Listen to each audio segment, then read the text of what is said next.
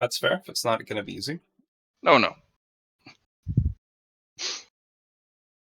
Alright. So, let's put you on the right map. But before we do that, let's do a little sound off. Everyone here? Yo. Susie's here. I am here. Alright, that's everyone who's gonna show. Okay, so. Oh, wait. I hit 20. Intelligence. I don't know what that means. Other than Bill has transformed into Philippe. Okay.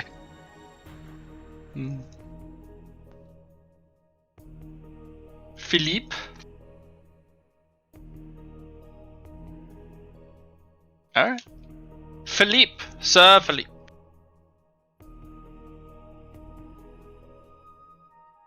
Alright. You guys have arrived. And Lord Roll will look over, set picks down. Alright, everyone. Before we begin, does anyone have anything to say?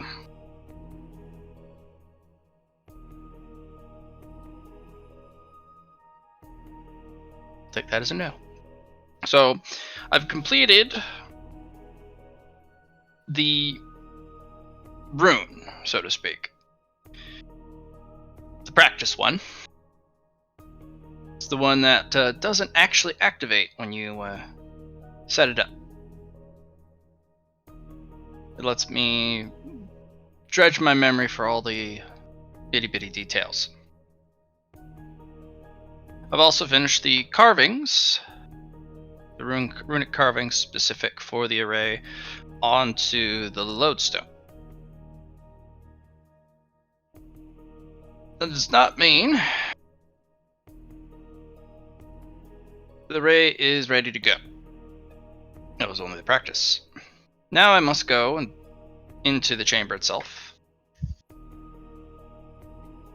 and build it into the illusion cavern, the crystal cavern. The reason you always want to do a practice for such a sophisticated array is you only get one shot at it. And with the amount of power coming out of the lodestone, one mistake can collapse the cavern in a giant outburst of aether. So, I'm ready to make the attempt, but I don't think the dungeon is ready. When I begin, it's going to take me 3 days. Ideally, probably more. 3 to 7 days to complete it and get the array activated. In the meantime, there will be a buildup of power and aether that gradually blossoms outwards from the middle of where I'm conducting the ritual. Which means anyone who is sensitive to the flow of mana, aether, or just magic in general, will know what is going on.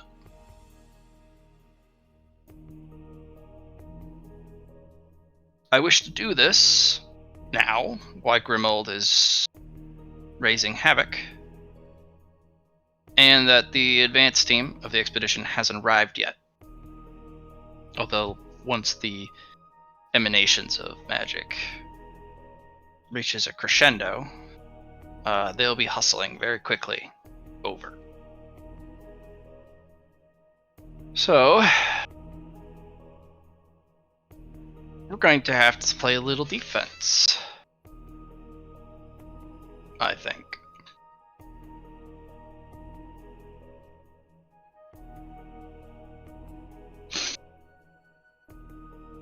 I will be focusing on the ritual itself, and I will say this. I will be completely vulnerable during that time. I cannot make a misstep. I cannot miss an incantation. I cannot falter. I cannot be disturbed. Which means it's on the lot of you to make sure that doesn't happen. For if it does, those who survive will be without a home. It's risky, but I think it's worth it. Eatsley and Susie, I'm going to leave it to you two to coordinate how you want to construct your defenses. Once you are ready, tell me, and I will begin. It's time to prepare if you haven't done already. Alright, Pix, do your thing, little guy. You'll toss him up, and he'll spin up in the air. And dust goes everywhere. Trickles down. Everyone will get a temporary boon or fate point. Cool. Yeah.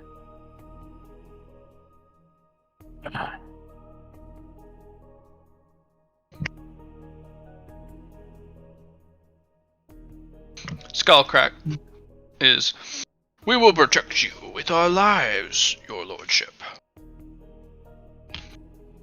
You will not be disturbed.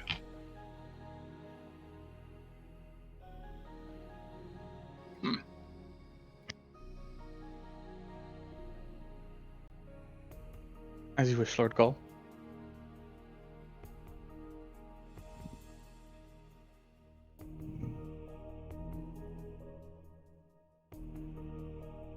As he's gonna turn and look at Susie and like, how do you want to do this?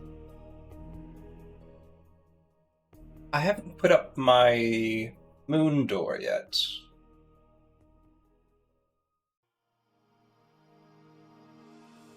Your moon door? You want to swap us to the dungeon map?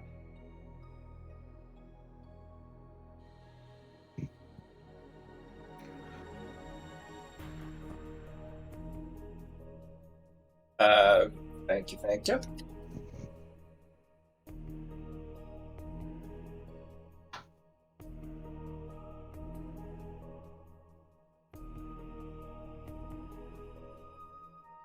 I was thinking the first place to have the moon door would be here. What does your moon door do? It's a time gate. You have to wait a certain amount of time before it opens. Okay. Oh. I thought it would just send you to the moon. I know. I figured if it's at your door at the very beginning, they will have, with your poisons and your diseases, the longer they are affected by it, the more inconvenience will come with it. That is fair.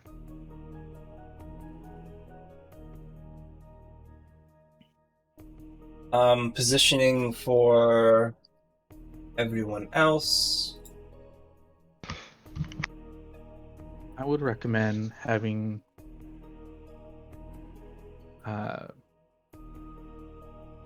our newest resident take up Grimald's room while we wait for him to return. I think that is fair. Unless we take Reskar there and Sand Knight joins the front room.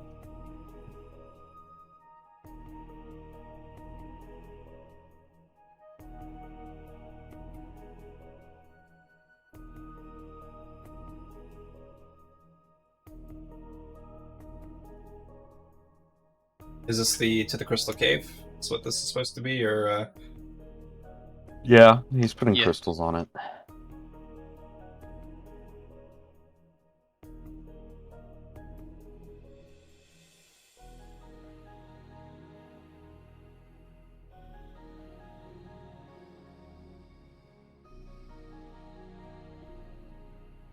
Yep. With Indrid's devilishly clever illusion crystal array that she set up.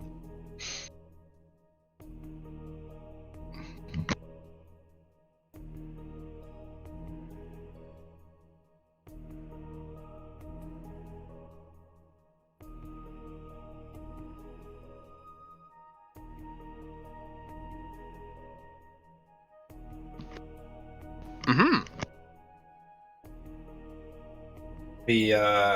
So you and the Sand Knight in here, or did you mean put the Sand Knight inside the room Grim was gonna house? Well, so we have Grim, you have Ruskar and the Sand Knight. Ruskar.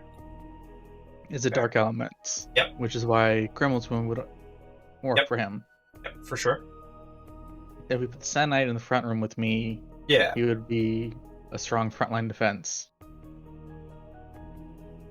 Also, stop really anyone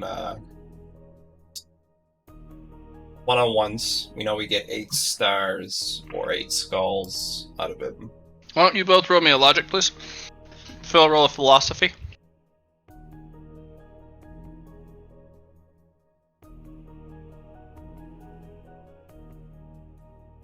Once. I can Of course, roll this Mimi once. has to be the last one to protect Ah. her goal. I as can I heard re-roll it she's- once. Fantastic at holding doors. Yes, she is a master of holding the door. Ah, So Isla, you passed your, or was it Susie? I think it was you. I passed mine. Okay. I There think- are 4 points of entry that need to be supervised and protected. One is obviously the main entrance to the dungeon. 2 is through the top of the Crystal Cavern. Because their goal is performing the ritual dead center of the Crystal Cavern.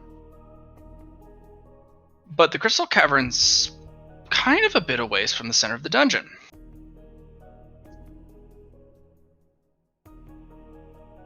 That's why it makes it so powerful. It's a natural, a naturally fueled array, just by crystals itself. So, if they're able to, they could breach through the top of the Crystal Cavern, through the crystal fields. So somebody needs to play defense that doesn't get absolutely turned around in Crystal Cavern, or the upper floor. They could go through the tunnels. They could dig themselves, or find a natural tunnel system and come in from the side through the natural caves and lava flows. So there needs to be somebody in the Crystal Cavern itself who's highly magic resistant, but not a mana leech, that can snipe and particularly deal or handle a very difficult one-on-one or a multi-fight, like 2 or 3 to 4 on 1. And lastly, there needs to be protection from a siege, in case the humans just want to blow it up. So some sort of protective barrier would be helpful. That can be deployed in case the humans literally start using those crystal cannons. So, a little bit more to think about. But we do know that our dungeon itself is not diggable. You can't just dig into the rocks and stuff, Mhm. right? So it's the only the path we've made to the Crystal Caverns is the only real downside for that. All right. Crystal Cavern is not yet dungeon territory properly, which Yeah, means that's they fine. can dig into the side of it. Once the array turns on, absolutely it is. And now you have to literally go through the dungeon to get to it. Or any already formed caverns or tunnels. So, for protecting our goal, oh my god, I just forgot the Sand Knight's name. Skullcrack. Skullcrack, are you resistant to magic? I used to be. A while ago, yes.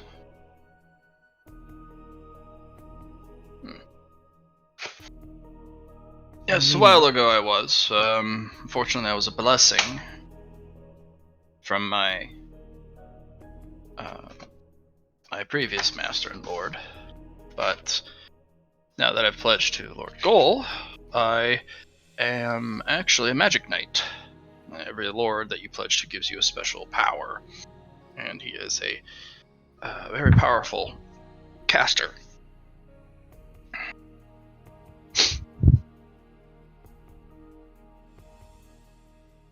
I think I'm trying to figure out who would be best to guard the entrance to the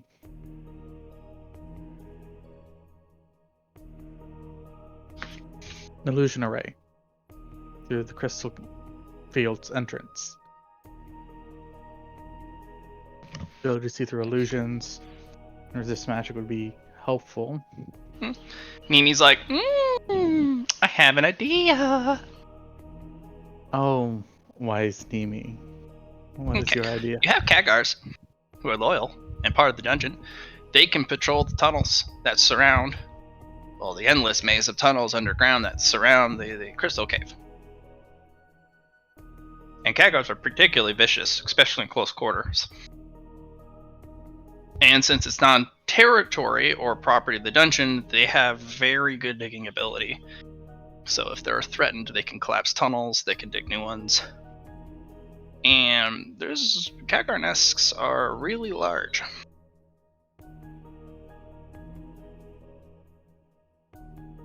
So they can protect the tunnels underground.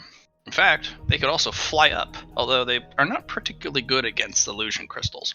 They might get very disoriented. Lord Goal. I would like, we still owe Khadgar Queen, I would like to offer her an illusion crystal, high grade for her elites. Very well.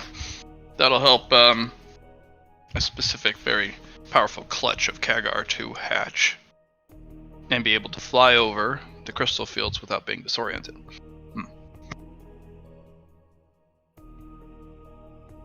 Why don't you bring several? Understood. Indeed. Phil mentally enters the conversation with a somewhat notably different voice. I have an idea. Everyone kind of looks slowly over at you, Phil. What? Why don't we ask Notch? That's what you'd want. I mean, Ask who? Notch. No. I think we should not ask her. Why not? Is she not Well, not indebted? it would be a life debt paid in full, is what that would be. Which means that would release her upon the world. Hmm. She is here because she's beholden a life debt to me, and she's paying it back slowly. Albeit begrudgingly, but she's still doing it.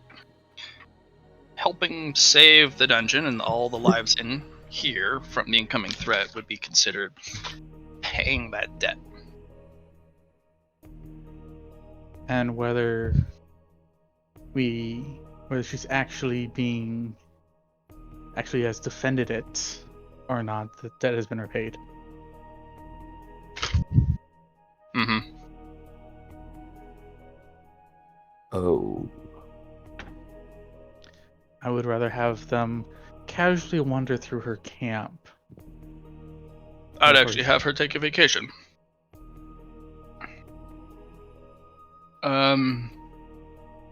She's going to react extremely violently, and most importantly, unpredictably, if that were to happen. I'm going to be casting a very massive ritual. Her magic is going to most likely interfere if she casts something. There's a very large chance that I will not be able to handle whatever she throws out. Oh, well. Well, definitely talk to her. Say, come back in 3 months' time. Or something like.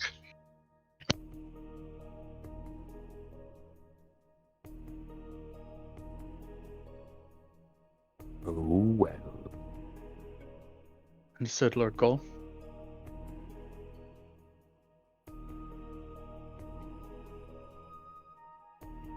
I'll hold the door. Very last door. I'm good at holding doors.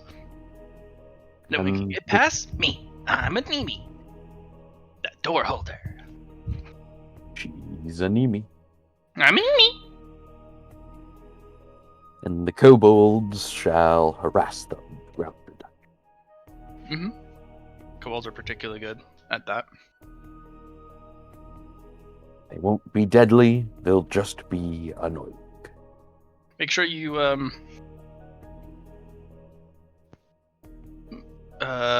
groom Gulper.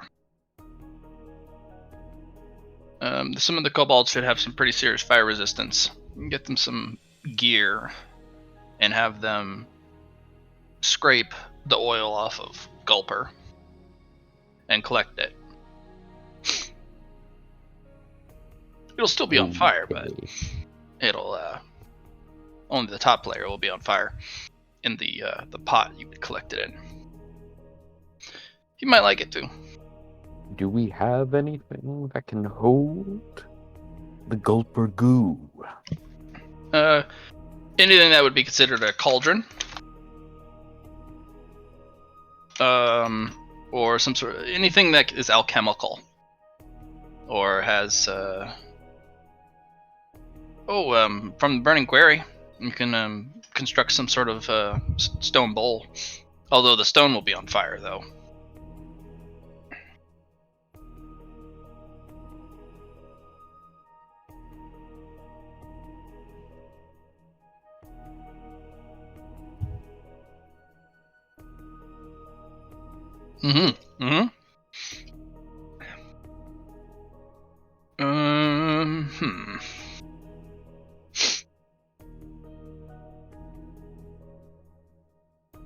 Lord Cole.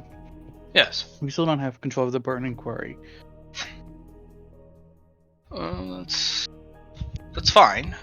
As long as we don't have control, and there is a beacon of hope for the humans if they send reinforcements to re-secure it, that'll pull attention away. But if you make it look like a lost cause, they're not going to bother. So a good portion of the troops that could be a problem would get diverted to save a national resource. Especially with the reports I've been hearing from Indrid, there's a big portly fellow, someone who's who's eaten well throughout his days, but has everyone do the dirty work for him. He seems rather manic, and he'll most likely call in every favor he's got and make sure the quarry continues to run, if you give him the chance. So.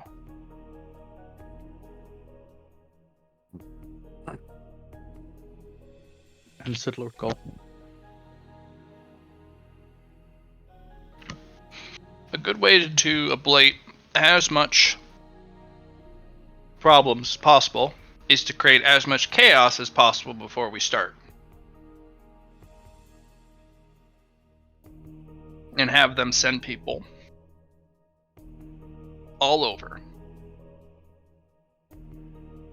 That way, their troops are scattered, and it takes time for them to muster. And if they do arrive, they arrive harried, exhausted, disorganized, and then before they could even set up camp, you strike.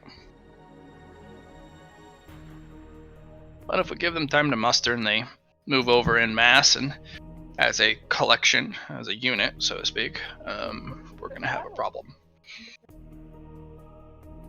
Got corners? Excuse me a moment. So, Susie, Eatsling, Nimi, you guys work together. I'm a Nimi.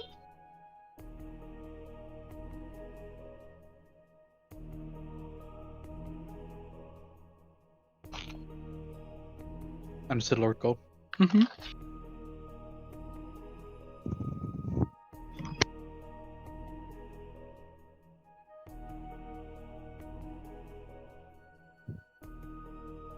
Susie, if you could give me a few of the high-grade illusion crystals, that'd be helpful. Of course.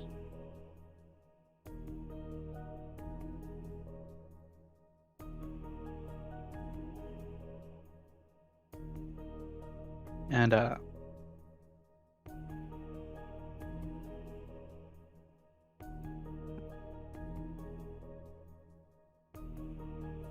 the Sun Knight say he could deal with the illusion? The illusion. Brain just farted. Oh no, we got the category for that. He will be here at the front. Mhm. But he's not going to be visible. Oh no. He'll be in the main chamber hall here in the sand. Okay. And when foes arrive, he will strike and he will pull them into the sand so that nothing's amiss. Those who went before must be further in.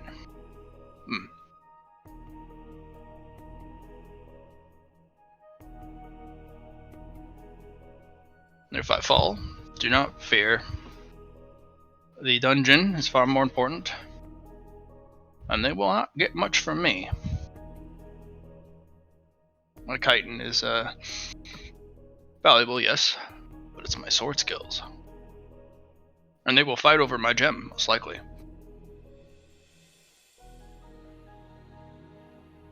Never forget that.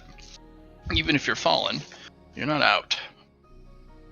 You can cause all sorts of mayhem by how valuable your gem is.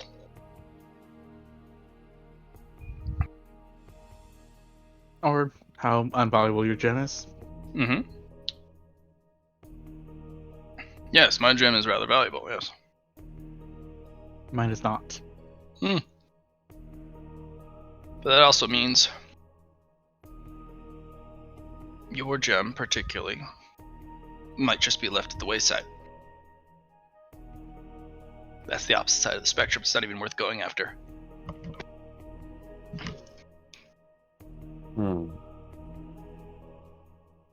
As designed, I shall guard the treasure vault and the temple and the library and all of that stuff. That would be helpful. From Yes. my pit. Goal will get up, give picks to Eatsley, and then I'll go grab my things. I'm going to start preparing. Merely send a messenger when I am to start. I'm going to steel myself. Understood, Lord Gold. Some Lord- of the kobolds. Oh, sorry.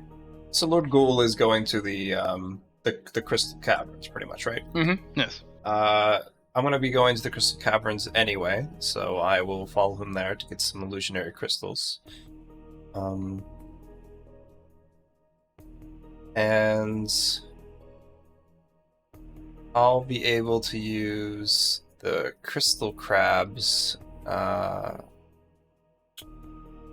like resilience there, or I'll be able to use Phil's. He's got natural camouflage. He's got beguile, bamboozle, confuse, greater invisibility. Little crystal crab's got a lot of skills. Mm-hmm. Even has an ability called ambush. Yep. He's not very good at it, but he has it.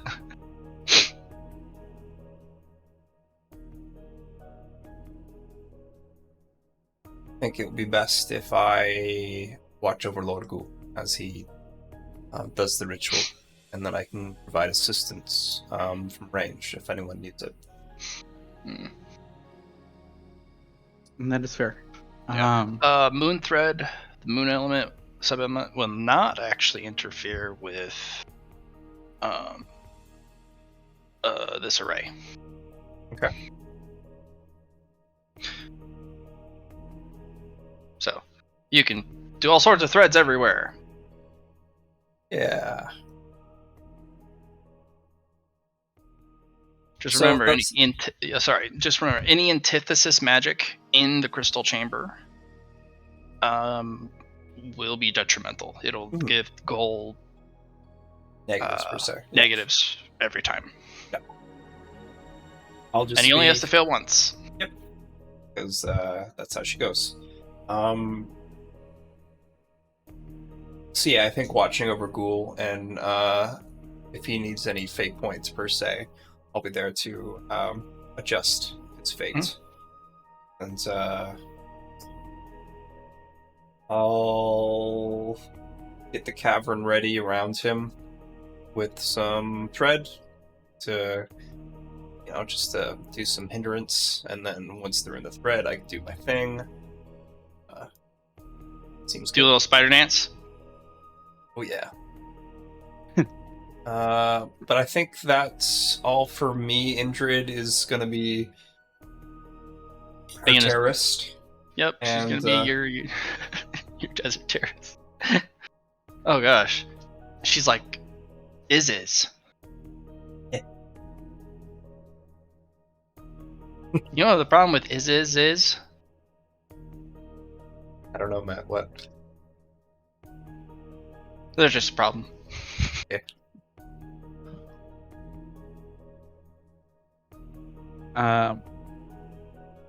Eatsley will go bring the illusion crystals to the Khadgar Queen. There is a lot of Khadgar. And they are all different color, or they're like different sheen. It's all the same base, dark, like brown, gray, kind of gunmetal gray, but they have a different sheen that rolls off of them, and their wings are slightly different colored.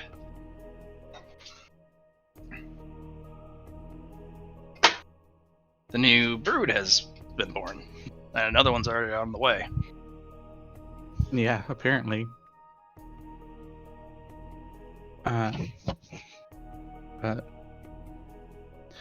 Each one from the Khadgar Queen that I need these illusion crystals are for the next batch of royal guards. Or your high ranking. Royal guards are the one that protect the queen. They never leave the nest. Yeah, no, I'm not the royal guard. Your elites. Yeah. For your next elites, we have use of them. I smell a lot of power coming from your home. Yes. And this is the first time you visited in a long time. You hadn't even come to see my brood hatch. And yet we're supposed to be part of your lord's territory. I think the term is a vassal, but we've been given no favor being a vassal. And now we're giving you a chance to prove you're worthy of being our vassal. When the array is up, the thanks to protecting it shall fall upon your elites, and I shall make sure Lord Goal is here for their next birthing. We're going to need more than your crystals. We're going to need aether gems. Many aether gems.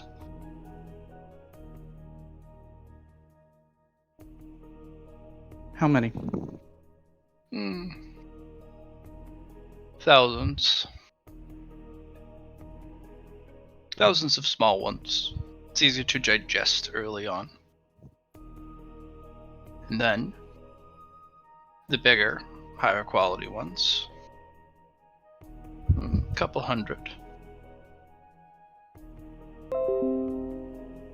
And then one very nice one for me. A very nice one for you. Mm-hmm. So, as many low-grade, small Aether Gems as you can possibly get together. And then some medium grade, small. And then whatever you want to give the queen. Kagars can be determined by the lethality of a Kagar nest can be determined by the Aether crystals that they're able to eat or absorb during their gestation period.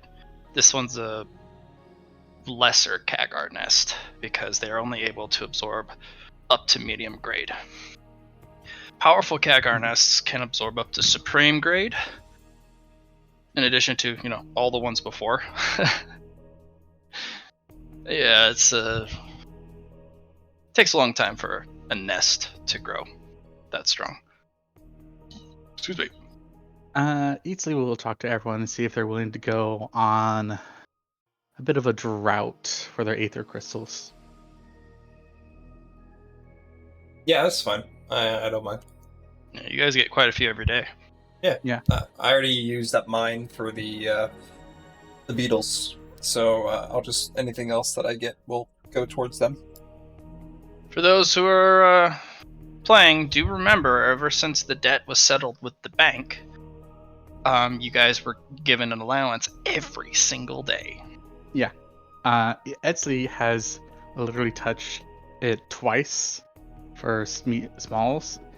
So Eatsley is going to give them all of his, and they will receive 300 each day from Eatsley. I've been dumping all of mine into my kobolds. So. Yes, you have. What about Allie? What have you been doing with your massive supply of Aether that you've been gaining? Allie, girl. I would like to give some to my cat and my little Mothman. Okay. Yeah.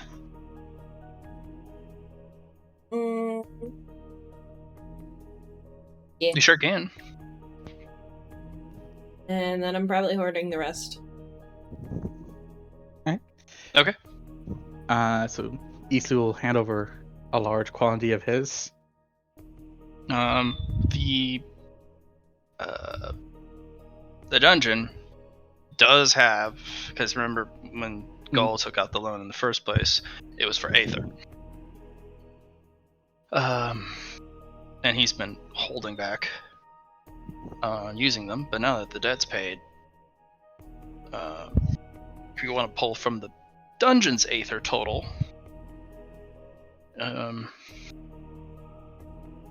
so the dungeon's Aether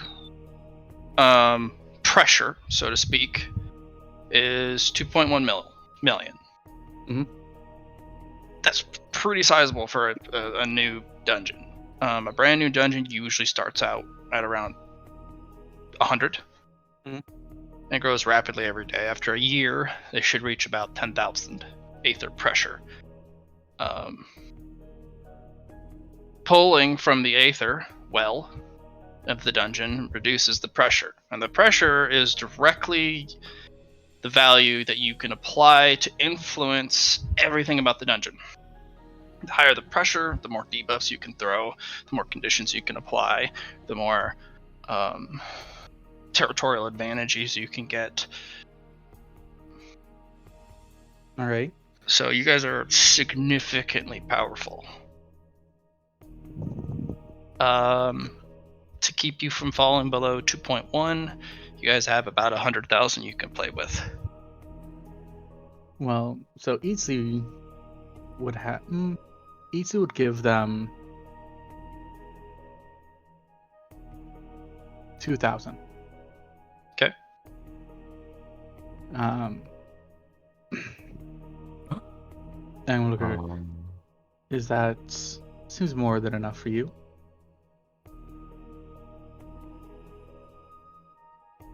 For now. And then Eatsley will reach into his pocket and pull out a superior grade, medium-sized aether stone. Okay. She'll kind of eyeball the lot of you, or just sorry, easily.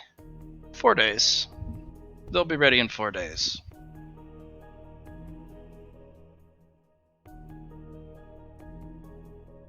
They'll hatch much sooner, but they won't know what to do with themselves in the meantime. I understand. 4 days. Hmm. He needs to turn around and walk out. Did you also tell the queen you want them to guard the tunnels Yes. around? Okay. Most of her brood will peel themselves off the walls of the cavern, and every single spot on the wall was covered. Thousands of Khadgar just out.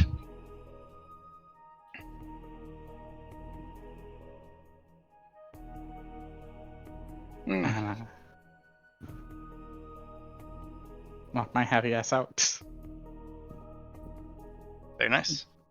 Well done. Phil, I am here. In your mind. This Yes, is Phil. the way. this is not the way, Phil. Phil, I need you to... It is Talk. Philippe now, by the way. Well, Philippe. Thank you. Wait, never mind. Don't Philippe, worry about it. I need you to ask Notch to go on vacation. Under Lord Goal's request. I will do this. Remember to bring her some food or water.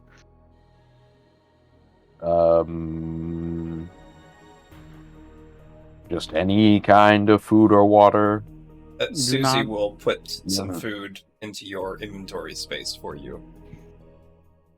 Oh, thank you, Susie. Thank you.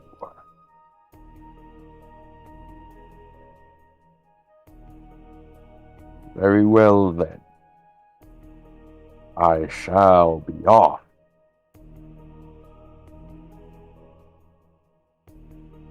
Little Spoop kind of points up at you. You sound weird. Yeah, Philippe. I Mm. sound how I sound. You sound different. He's an imposter. I assure you, I am not sus. Mm-hmm. Uh-huh. Little Spoop gives you like the watching you. How do we know you are not an imposter, little spoop? Because I am Spoopy. But we already have a big spoop. Hmm?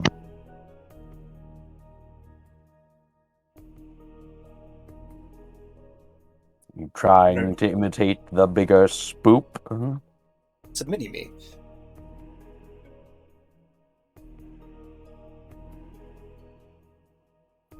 Oh yeah, Matt. An idea has struck me. We get gems from the bank every day, right? Get gems from the Or stones. dungeon. Yeah.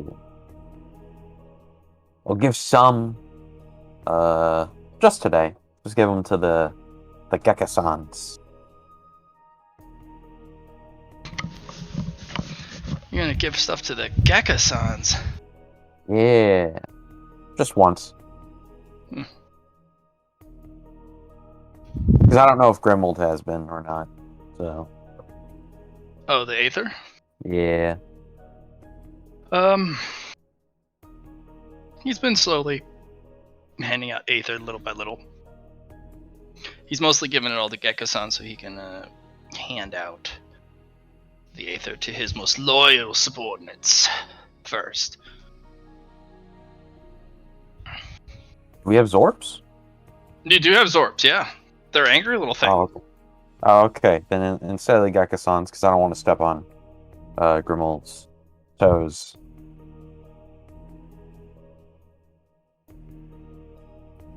I'll give them to the Zorps. They'll grab him and run away, giving you a look like you can't take. There's no take backsies. Yeah, no take backsies. I'm off. They run off with the Aether stones. I'm off to see the witch. The Wicked Witch of Oz. Yeah, you arrive. Skin color's changed, finally. Full completion. Dark gray. Very drow-like. But still those pitch black eyes.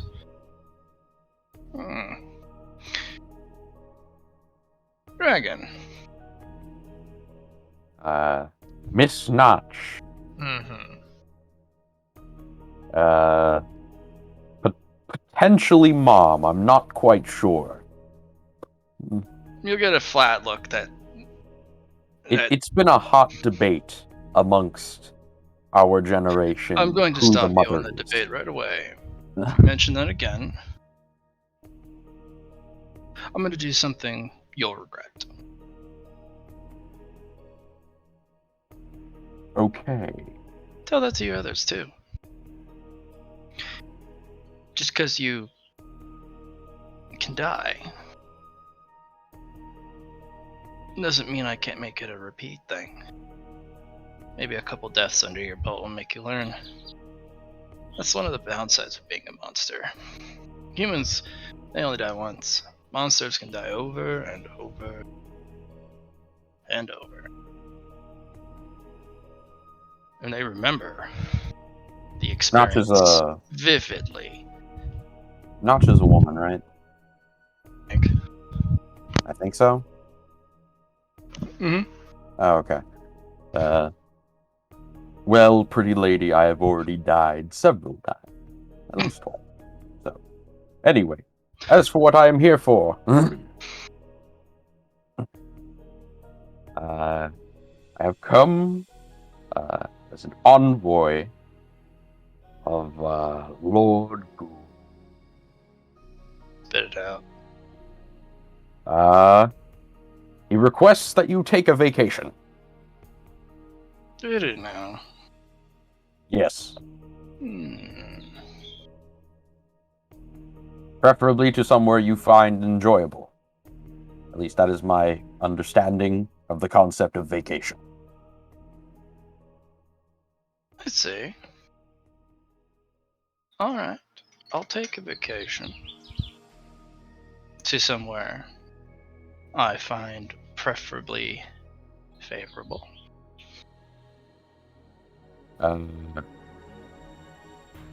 Your master's word has been heard and accepted. Yes, there's a bit more to it. No. You've told me exactly what I wanted to hear. I'll be taking my vacation now. Okay. And a portal on the floor will rip open from a black ink stain that drips from her fingers. And she'll just jump in. Have fun, pretty lady. There's a cackle of laughter that will scar your nights for the rest of your life. If you ever have a nightmare, it will that laughter will be in there somewhere.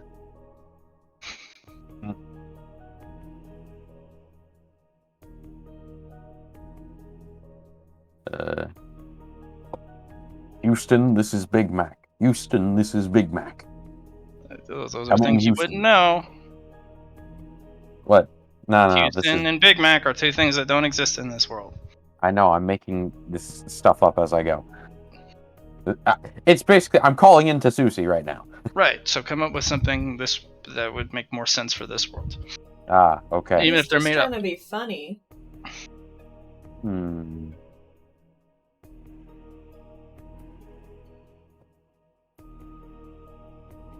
Dump all over people's creativity. I think it was great. Wet Web, this is Big Man. Wet Web, this is Big Man. Come in, Wet Web. Is that what my name is now? I will endeavor to make a better one. Okay, Ooh, it's a work in progress. It's a work in progress. The pretty lady of the Valley Crag, I'm not quite sure what this is, has taken a vacation. Did you tell them how long they'd be taking the vacation for? I only told them to take a vacation. Ah, that is on us. Wasn't the only thing you said. To a location that is preferable to them. Yes.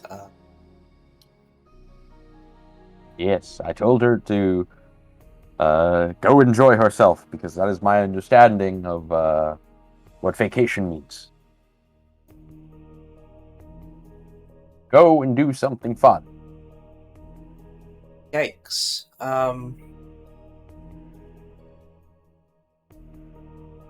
Well, good job, Philip. Thank you. I suppose you should come back now. I will do so.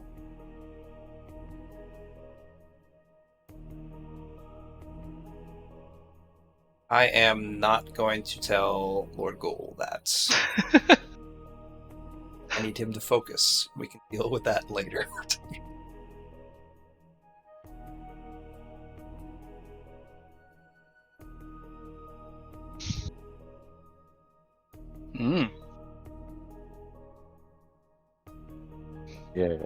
Yes. Okay. I will Indra. come home and continue digging my pit. Time to be Spoop, the Spoop Master. I'm always the spook master. Alright. What's the plan, Spoop Master? What do you want to do? Who do you want to spoop? Well, I'll probably go to that big convoy and just stalk them on their way here, if that's. Oh, who you're gonna would- go help Grimold? Yeah. Alright.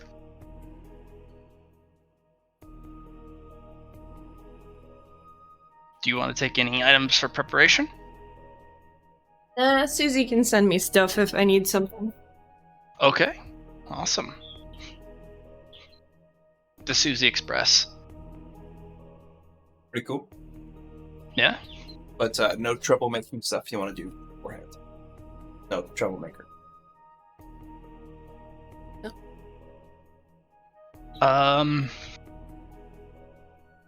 Susie. Yeah? With the books at hand, and right before Injured goes, because troublemaking could be used, go ahead and roll me an alchemy roll, as you're just kind of perusing some of your alchemy books, just like, I'll give it.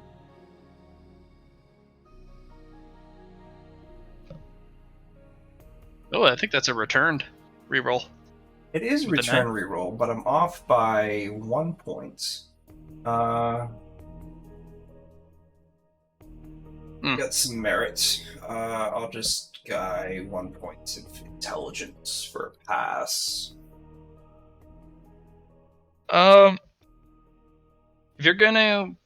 If she's gonna do some troublemaking, she's going to need something they are not going to expect, or something so esoteric and so just odd that catching the symptoms is difficult.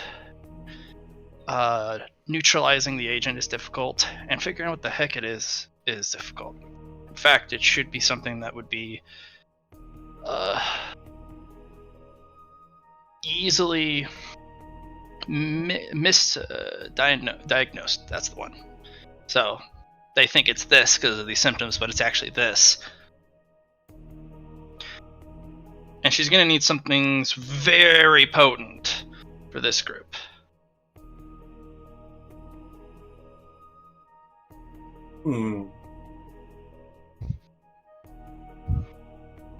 Because that's the thing. These guys are going to be easily prepared, or very prepared, easily stocked with some of the best stuff.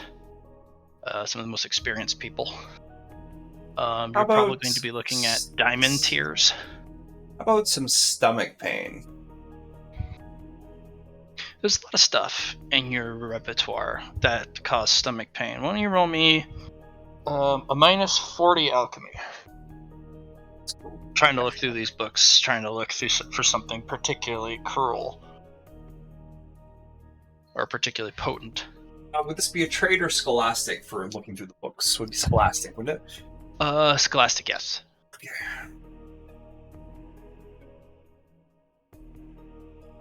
So with the -20, 40, I do pass that. Okay. There are three things that in your current repertoire that you could utilize that are particularly lethal. One, parasites. Right. Worms. They're the hardest to use because you have to get them into the food and they have to be ingested. But there's a little jar, about a dozen or so of these little parasite eggs, and these are particularly nasty. They're actually, from what you're looking at, they're actually used to be given to specific monsters or specific prey animals like livestock, because it does the worms do something to the insides, and then their worms are harvested and then turned into a specific alchemical ingredient, which is hard to get your hands on. Yeah. Whoever the host is in truly a lot of trouble.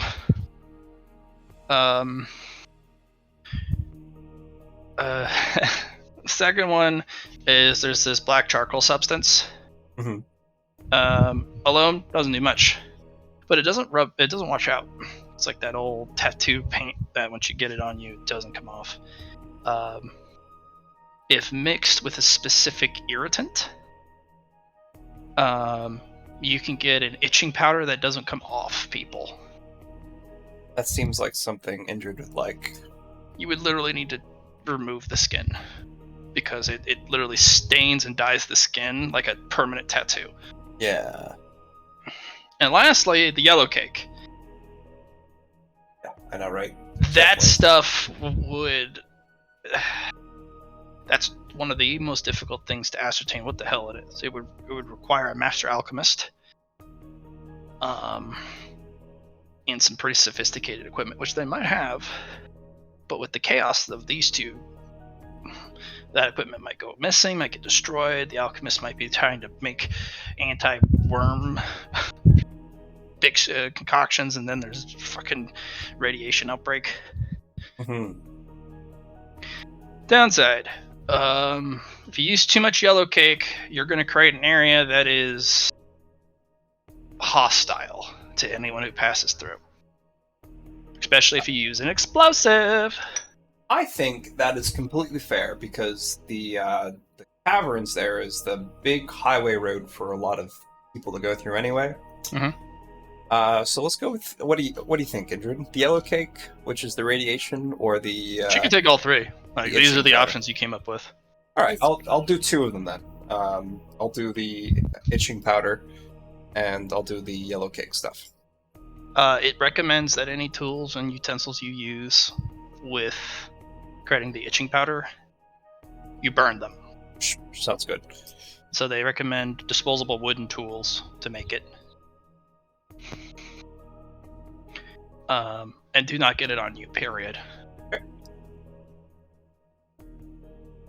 The worms are easy, you just gotta put it in some sort of food. The yellow cake will require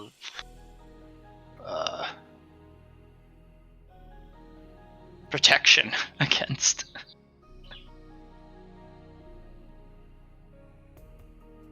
But it does tell you in the book what type of protections you can use. It's just... Yeah. What you can do is that glass vial is particularly strong, but not strong if you put it in a pipe bomb with a bunch of metal shrapnel and a very hefty explosive powder, which you can make using, well, quite a fuck ton, a lot of stuff. You could also use the balefire orb. Bomb sounds lovely. No, not with the yellow cake, but the balefire orb, like the geode with the Desolator's breath. You could also use that to like firebomb something in the camp. Good luck putting that out.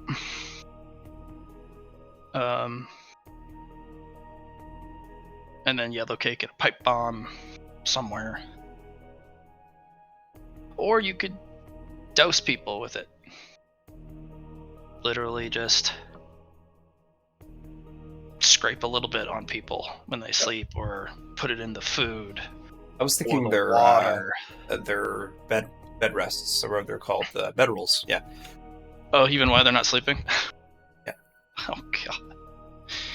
Alright. Yeah.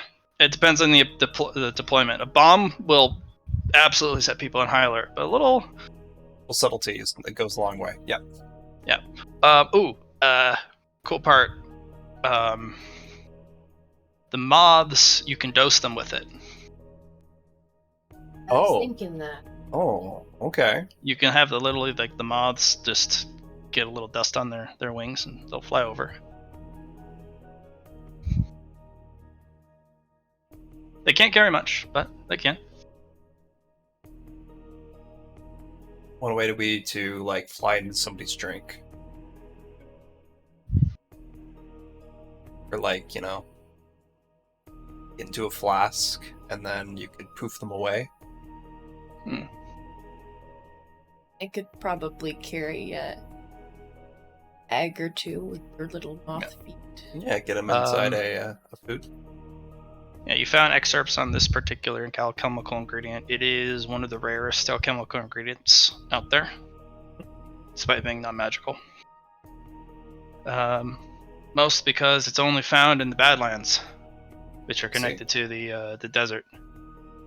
And the dwarves have a supply, because it's only natural they end up finding some. But the extraction is there's a high price for it. So.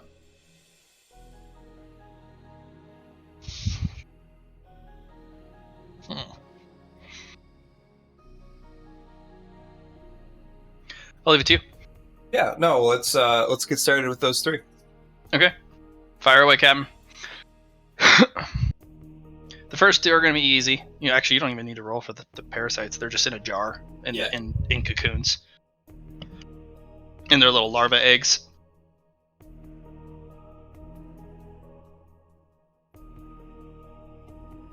For the permanent itching powder, just do basic alchemy.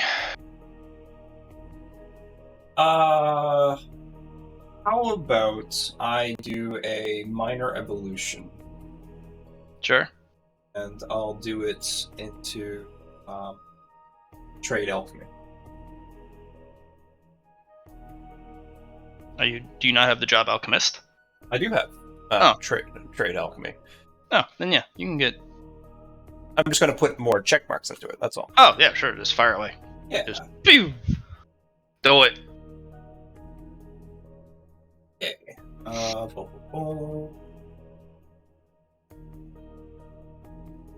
Here's the first one. Oh. Yeah.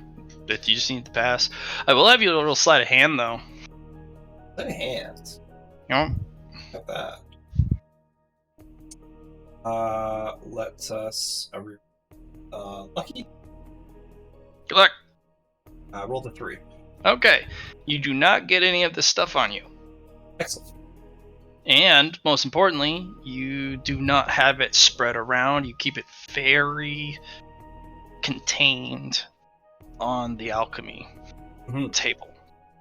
So there's no extra dust that you can accidentally brush into, or there's no stray stuff. Any used utensils go into either the fire or they go into the some sort of jar, so you don't come in contact with them by accident. Yeah, and it literally looks like charcoal, just black powder. Let's get that wrapped up and put in a nice little package for Indrid and send it their way.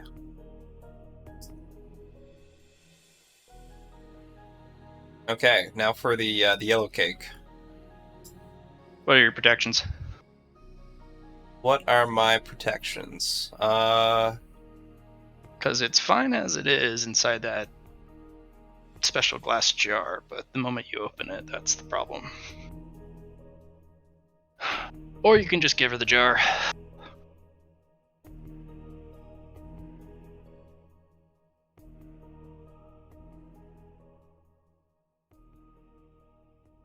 I think we'll just give Indrid the jar. I think Indrid can then use her moths to full advantage that way. Okay. Just undo the cap, step back. Pretty much, and then let the moths just kind of, go off on their own. Okay. Indrid, you're equipped with trouble. Eeks. Okay. It takes you most of the day to fly there. Do you want to push yourself and arrive same day? Or at night? Or do you want to have a more leisurely 2-day flight? No, I'll head straight there and then go find a place to rest for the night. Alright. You get there. Your danger sense is very attuned right now. It's uncomfortable being around these people because your danger sense is constantly going, what's that? Oh, that looks like trouble. That's bad. You're almost too observant.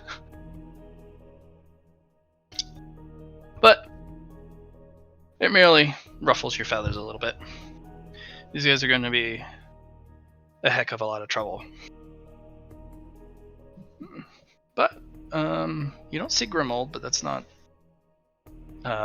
anything new. No, I don't imagine. Alright.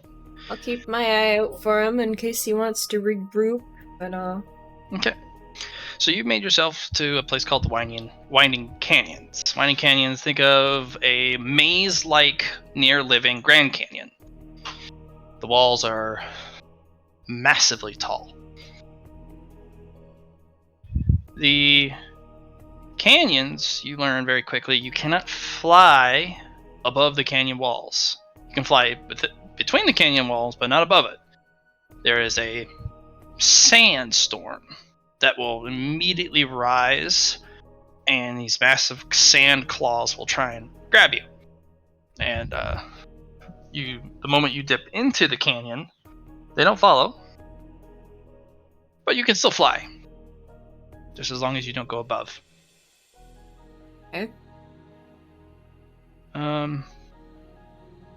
Takes you a bit, but since you have the ability to fly and you are a spook master and you arrived at night, you can actually follow the human highway back because you're sticking to the very, very top of the canyon. And then you just kind of silently flap your spoopy moth wings all the way over until you find what very much is somebody has parked their encampment in the middle of the highway. and has blocked everyone. That's got to be them, especially the way your danger sense is warning you this is bad, very bad. So could we not just block off this canyon? You could, but they'd go around. There's too many ways in and out of the canyon. Take them a long time to go around. I could, They're a but big old group. the highway is protected. They would need to do planning and research before changing their path. They would, yes.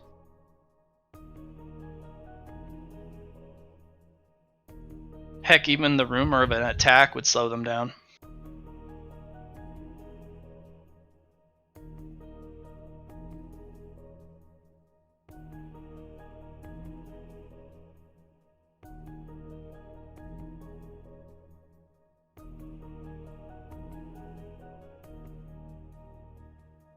Okay. I'll discuss that when Grimwald's here. I want to block him in. I don't know. You guys can communicate immediately, as you're there. You can't see him, but you communicate. He'll explain the situation to you. So the camp specifically is divided into 3 major areas. The first area is the one forward-facing, down the canyon, or down the canyon highway towards their goal, is where all of the important human people are.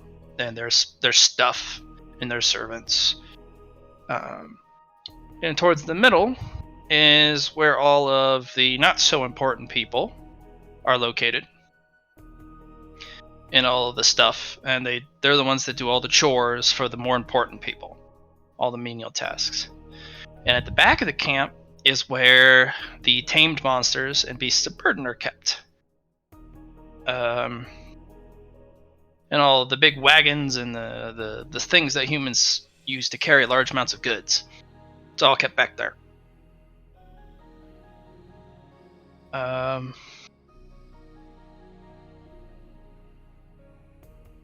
Watch out for the giant rhino thing that's been pulling this big old metal box. He looks very dangerous, but Grimwald has a plan. Also, be careful of the Spoopy Lanterns.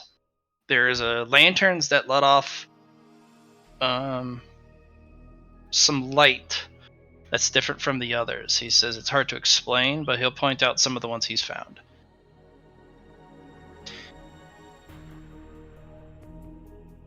Yeah. It's actually really hard to tell the difference. Difference between the normal lanterns and the Spoopy Lanterns? Yep. He calls them Spoopy Lanterns because it gives them a bad feeling. Something about them is dangerous. Probably some sort of a anti-darkness lantern or something. He doesn't know, but he knows it's bad. And he doesn't want to be the guy to find out why it's bad. Yeah, that's fair. I'll send Humans. Why don't I send a moth into the lantern? Find out. The only issue you'd have is you might alert the camp that way. True. You can find a real moth. Do you think I can communicate with real moths? I haven't tried that before. Are there You've real built- moths in the desert? Mhm. Oh. If you want to build a mind power, mind talent, This sounds like too much trouble. I'll just... it's 5 merit. I'll just start loading up my moths with various...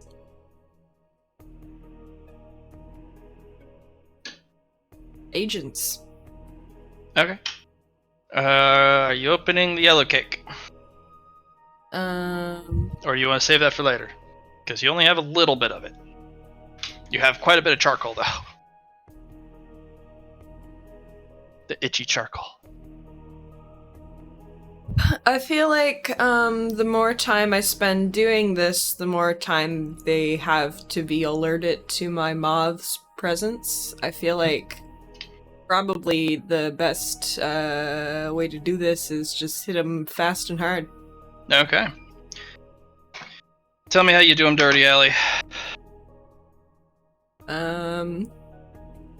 I just load up as many of my moths as possible with as much, just a little bit of each, and fly him in there.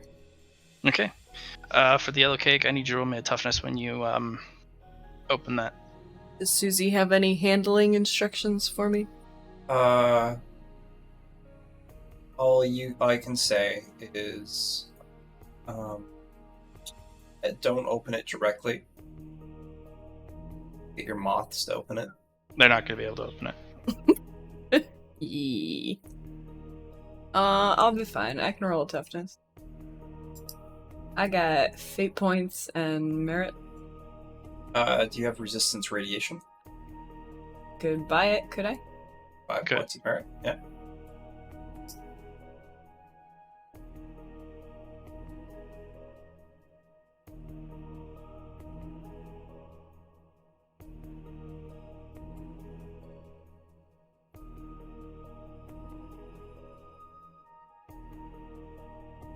Tier 1 talents. Did we get any merit last time? Ask me. Did Question. we get any merit last session, Matt?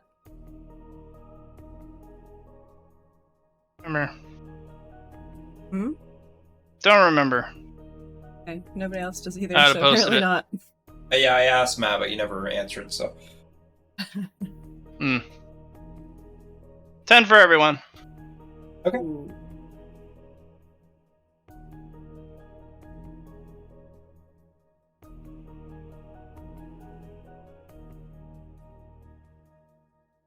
Where is that? That's in talents? Yeah, talents tier 1. Resistance. Oh, you can't come out. I just fed you.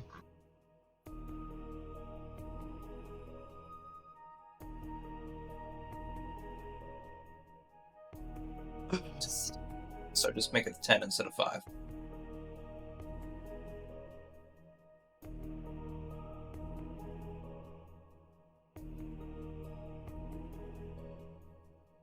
Yeah, and then you can just put resistance radiation.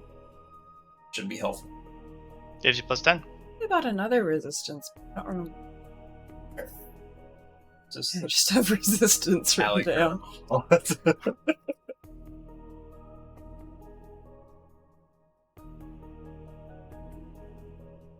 Could have been E. I think it was for heat.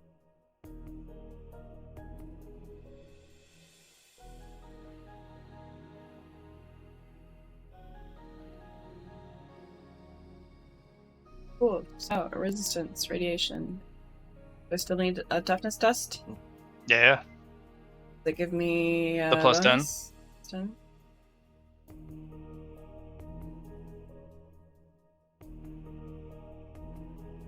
Well, 1. I guess we I haven't rolled a one and I entered. It'll happen eventually. Well, lucky. Yeah, I'll fate point up.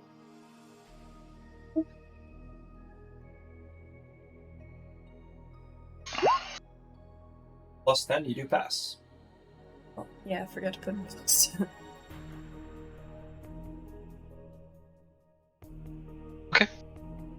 You pop it up. There's a you just kind of pop it open. You don't really feel anything. But when you kind of get back to a safer distance, you a wave of nausea rolls through you. Yep.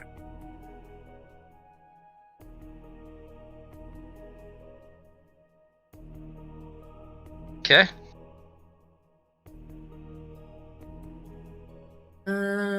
Okay, and I will fly my moths into the jar and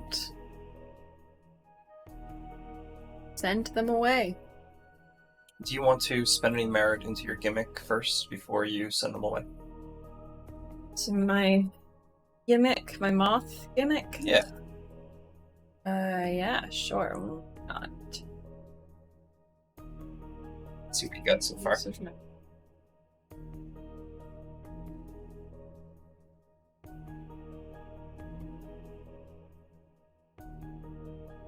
Last time when I was spending merit on them, it was just reducing the time that it took to give them nightmare. Might will give them the ability to carry just a little bit more. Oh. Let's roll down. Let me see what you got.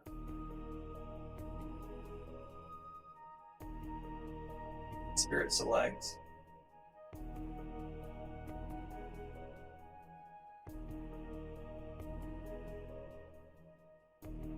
What? What? What Your is? corner piece. Do your Muse of Nightmares. It's right where your arrow thing is. Yeah. Only have that in it so far. So I think a selective might, and then maybe like 2 purchases or 3 in swiftness to make it more stealthy, so they're harder to detect. What do you think about that, Matt? You could make them harder to detect if you'd like, yeah.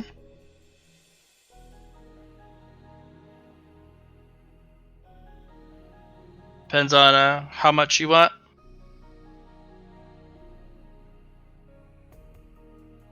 Be intelligence to make them harder to detect. Or mind tree. Oh, I figured it would be swiftness because of the the stealth is based off of. She's already upgraded her thing to increase the number, so it'd be very expensive. The number of mods. Right, but she did that through Korea. Oh, never mind. Yeah. You could do both if you want. They could be faster. Or ints, they're just smarter. They're more patient. They'll wait. They'll Let's give them smite first. No idea. Selected. Selected. What I usually do is copy paste the name of what it is for the name.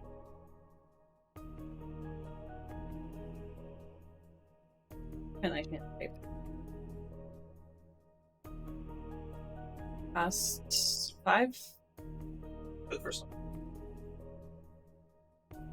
Okay. That'll make them a little mightier, and then mind to make them sneakier.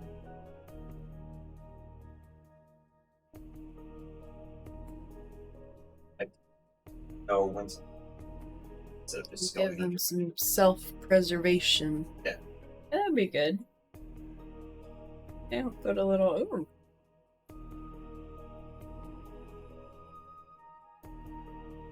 Mind was for.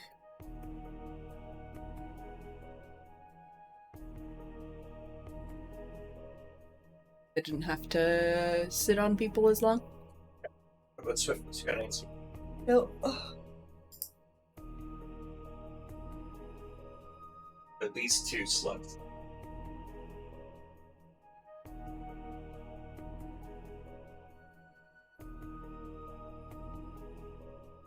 Could be 5 and then 15.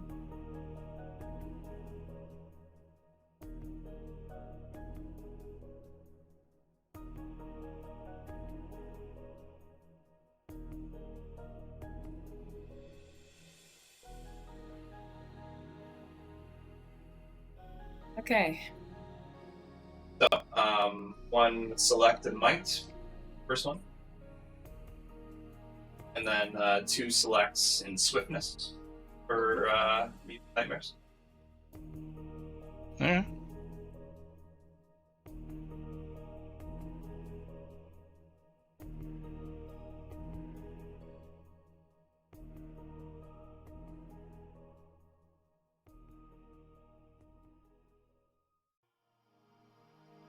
Just type in the chat how many you guys do. In the meanwhile, while you guys figure out purchases and whatnot, it's late. Yes. What are you doing?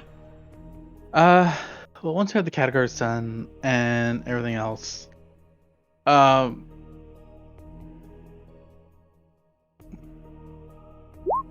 uh,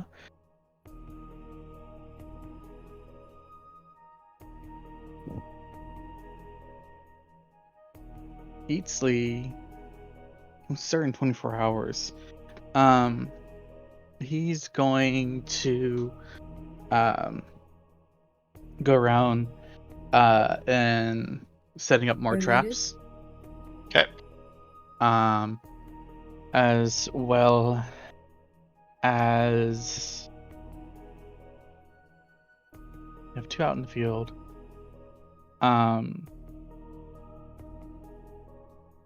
Learning the second technique. Yeah. Besides that, I don't think much else, because we got Category Nests. What was the third entrance at? Oh no, we got all the entrances covered, right? There's the tunnels below. They could come from the top, like Right. directly above. But you're trying to get some Kagars that can do that. Yeah. And tunnels below. And they can also dig in from the side. Side. So, but they'll have to, if you have somebody who can detect magic or the movement of the earth, like tremor sense, you can have Yeah. the Kagars on them in a heartbeat. Kagars actually have a little bit of tremor sense themselves, but it depends on how far out the detection you want to have is.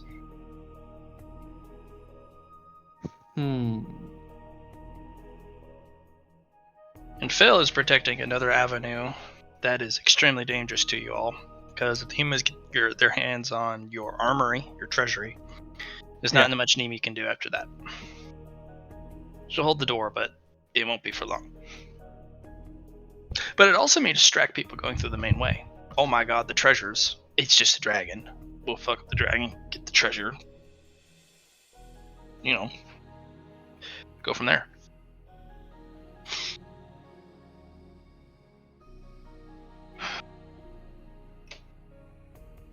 And we saw them they're wanting to dig, but Eatsley will make sure to set up more traps.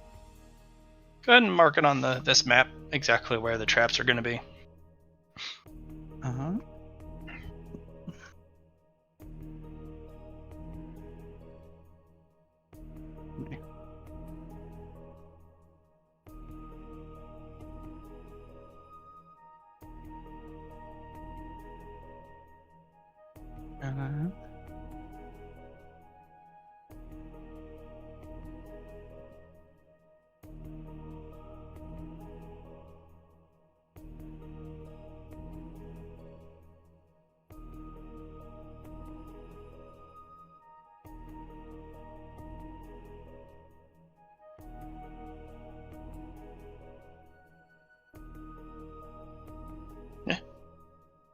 Philippe. You just digging? Philippe. Million? I was muted. Are you just digging? I am. The pit descends ever downward. How deep? As deep as it will go, sir. I mean, it doesn't really stop, so I'll have you roll. It is as big as the damn room, with only enough space that one person could reasonably walk along the edge. Oh. If they lean to get back against it and do a side, shuffle. Like your shoulder would be scraping the wall as you walk. So, roll me 3d100 for things you find digging down.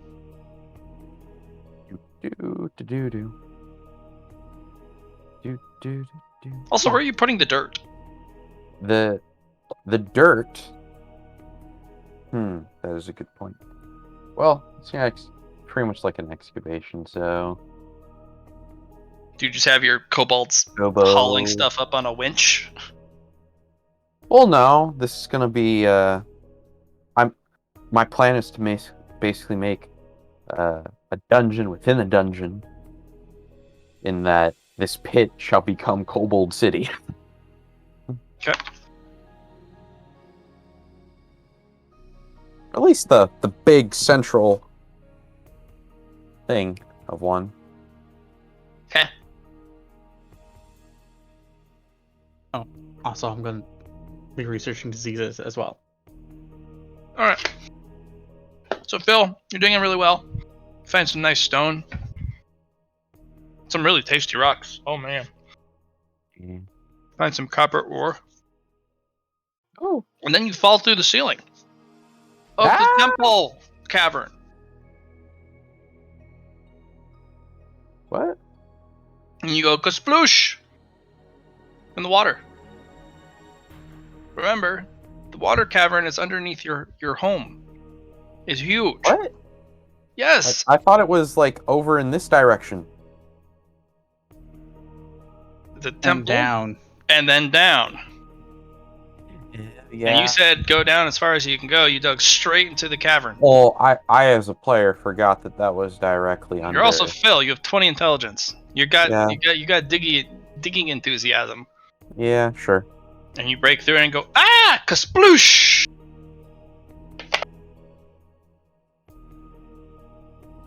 I call up. Okay, we're gonna patch that up.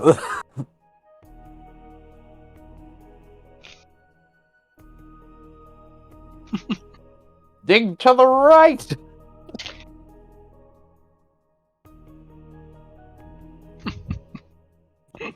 We shall dig around. This will be spending time to patch or to refill a hole. It's not so easy. That's pretty tricky. Yeah. Alternatively, I could just build a pillar straight up. You can borrow earth moving. Meatsley. Eatsley. Yep. Eatsley, I require assistance. The water sprite is giggling at you because you're a goofball. Yeah.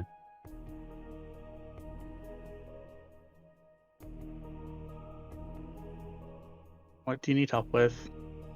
We must fill a hole. No, you just use some of my power then. I do not know how to use your power. Alright. Also, That's my what you do. my actual spellcasting stat is actually kind of shit. Actually, no, wait. My spellcasting stat's whoop. It'd be quicker if you did it. Just... What do you use for spell casting? Willpower. Oh, well... Look, I have faith you can do this.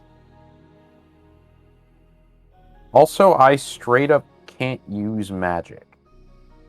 It's not magic, it's Mercury, my good sir. I literally cannot use it. You can't. You went down that path. So it's like you walk over and you look down a hole that's really, really deep, and then what goes to your mind is, did he just dig straight down? Phil, did you just literally dig straight down into the Temple Marine? Yes. I forgot it was under my room. That's such a Phil thing to say. Ah. That's such a Phil thing to say. I forgot I was there. Fine. I will dig to the right from now on. Or, I don't know, stop digging 50 feet? No. Oh, that was Why? not 50 feet. That's 100 feet down. I know, stop digging halfway to it. Or, I don't know, give 30 feet, so that's when people make contact with the ground, they're gonna die. That is part of the point. But in this case, they're just going to go kasploosh, and or, Nareem's I don't- water won't kill them. Like, look, 30, 40 feet, fill the bottom with lava, or I don't know, spikes, Or really sharp rocks. sharp rocks. Yes. You have a lot of those. Yes. And you have a lot of kobolds that can make them sharpier. Sharpier. Yeah. Sharp rocks with spikes. Yes. Isaac's gonna go down and like take the earth and push it back into place and give like 30 feet before the Temple of Nareem. The water sprite is still giggling. It's kind of like one of those hysterical fits of laughter, but it sounds like a bunch of bells, little itty bitty bells ringing. But it's like a snorting laugh, so it's really goofy to listen to. But Yeah. the great water spirit is having a hysterical fit of laughter because the high priest of Nareem, the dragon, just came through the ceiling like, "Hi, what's up, guys?" Yeah.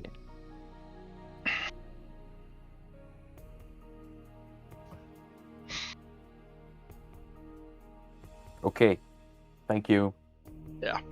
I will now dig this For the way. amusement, you will get one extra itty bitty drop of true water. Sweet. We now have 11 drops. Mm-hmm. Or actually, no, 10, because I dipped my tongue in at one point. It was good. It was good. But yeah, It was at the the best bottom of water. the pit, So wait, why do you keep digging? I will dig the deepest hole. And then at the bottom of that hole, I shall make Kobold City. Right, but like you're using this to get adventurers down here, so they can't mess with us.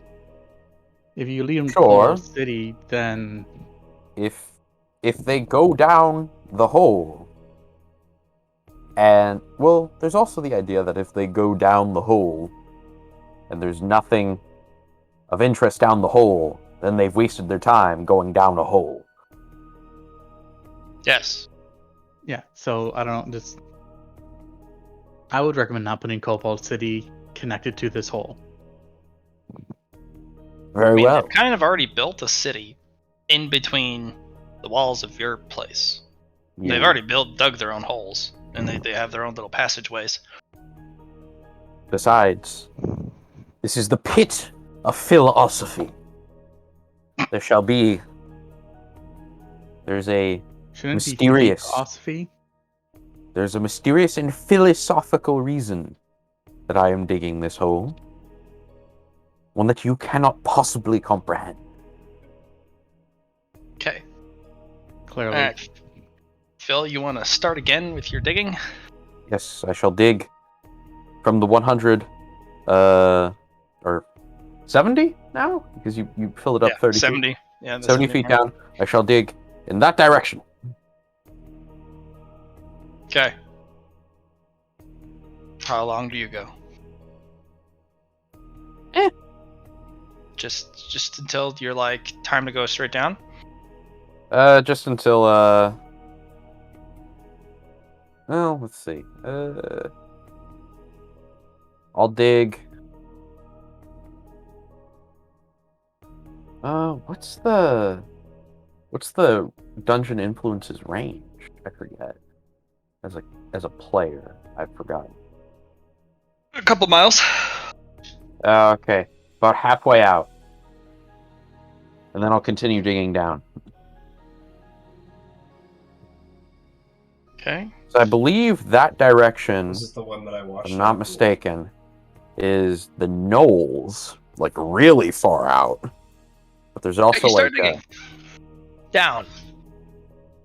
And down. And you're very good at digging. Down. yes.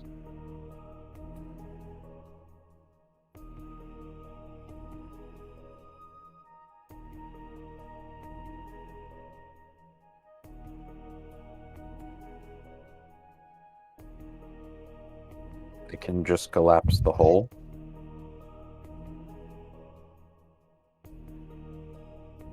All right. Well, Phil, I made some rolls. You dig straight down. Do you have signy signs? I do Signy not. shins? All right, you dig straight down. The dirt has changed a little bit. Does it I taste mean- better? No, opposite. Yeah, we do not continue digging into this dirt. As you stop digging, you hear a crack of stone giving way. And yet again, the floor falls out from underneath you. Sorry, I rolled a 100, bud. Where is it now? You're falling into a massive cavern. But the rocks that gave underneath you are cut stone. And you fall. Flashing Continue to fall into stuck pitch on the blackness. inside there. Well, I mean, Good if people- I'm gonna, fly. I'm gonna stop myself. Alright, you stop. And there is only blackness. And then a bunch of dirt hits you in the head. Ah! I think that's From your hole. dishwasher soap that's stuck on And you hear that you just kind of flap there. And after a good 10 seconds, you finally hear the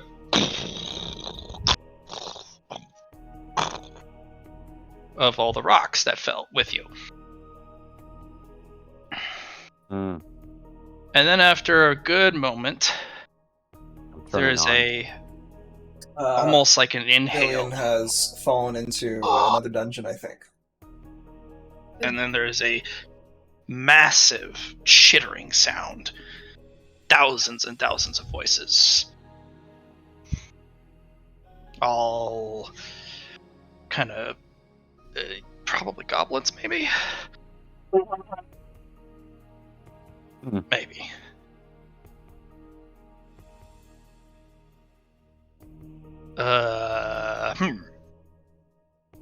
I shrug in fill, and then I just go back up my hole.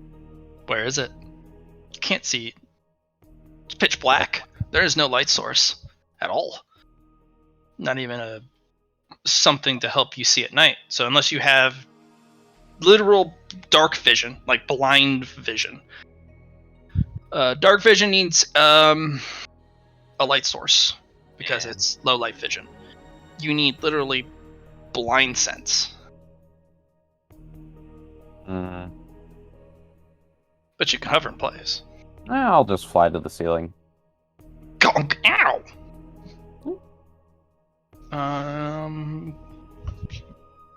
Scrabble around and eventually find the hole.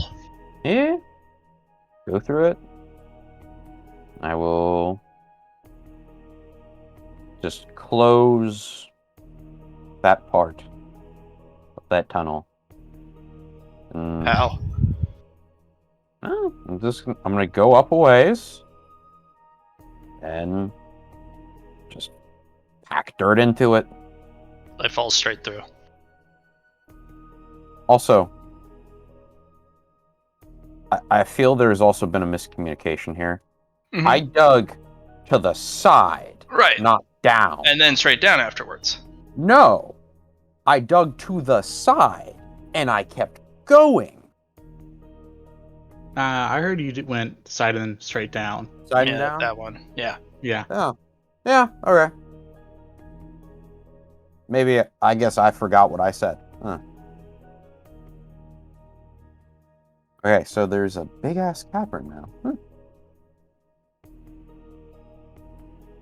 Yeah, yeah, because I was trying to get to the hills.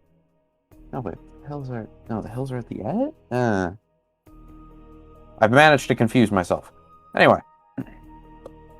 Yeah, just, pack dirt into it. Collapse the tunnel. Eatsley. Yeah. There's an odd energy. And not a good one. It's an energy that puts you on edge. Does do it you do? remind me of anyone? It's just Notch. That's the only, but not her energy. Just the aura she gives off, the feeling of bad luck, misfortune, dread, Easily is gonna walk. unease. Easily gonna walk over, flip everything up to death cons, because this isn't coming from any of us. So clearly we got to be ready. Easily will tell everyone that I think we're being attacked. Yeah, everyone reports and is ready. I have found a big hole in the ground.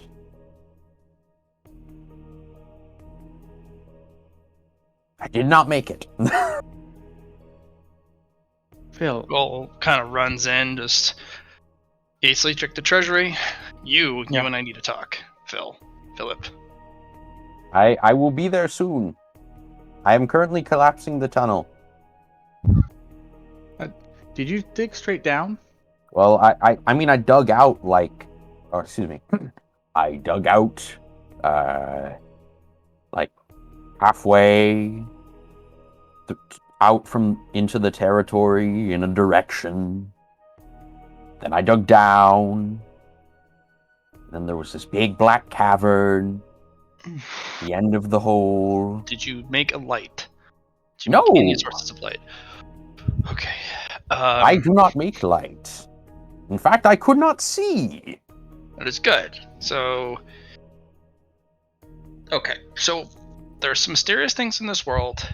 Certain things that are lost in time are findable, even if it's not where they originally were, if you perform a certain action irresponsibly. Digging straight down is what the dwarves did, with reckless abandon to find wealth. They have lost several kingdoms to this. There are things that are deep in the earth that if you bug them, they're going to take your home and kill everyone. And there's nothing you can do about it. Well, they were making some chittering sounds. Those are goblins. Ah. Goblins fill those places. Oh. Cool. How many? I didn't check.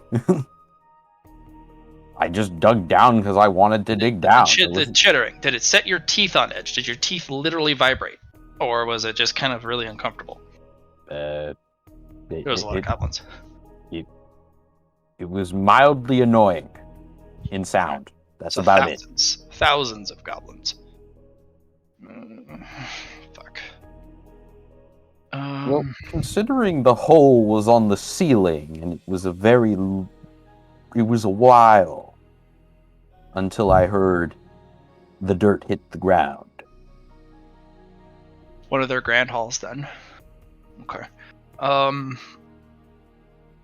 please don't tell me it's one of those ones. Phil, as your dungeon master and dungeon lord, I am going to forbid you from digging straight down anymore without doing so with an assistant or with care. Because what you just did was, due to the misfortune of your irresponsible digging down, but can I dig diagonally down? It's the act of irresponsible digging. It's the same action.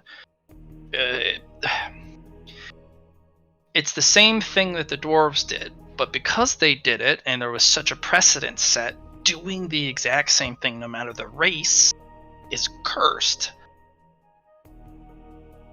Huh. Is there a problem with digging, like, horizontally? I mean, you're just gonna... Horizontally doesn't dig into the bowels of this place, or of the land. Horizontally is fine. So but digging down without a plan, without reserve, or without caution, without expertise, that is an act. It's the same thing as diving deep into the ocean. If you just swim straight down, you're going to get the same effect. It's the same with divers. The humans, they can't breathe, so they underwater, so they built these magical artifacts and protective suits of armor meant for water. So, and they dive straight down to see if they can find, things at the bottom of the ocean. And that act has gotten cursed, just like digging straight down. So, what we've probably found is one of the lost dwarven kingdoms. It shouldn't be here, but since it's lost, it gets to decide where it gets to be when it's found. Because that's the point. If it's lost, no one knows where it is, and then it gets to decide that it's no longer lost.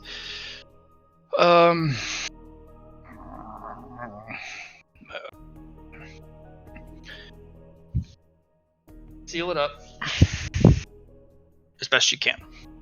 We'll deal with it later, but there's no undoing this. Better yet, we should all forget about it. I feel like that would be irresponsible.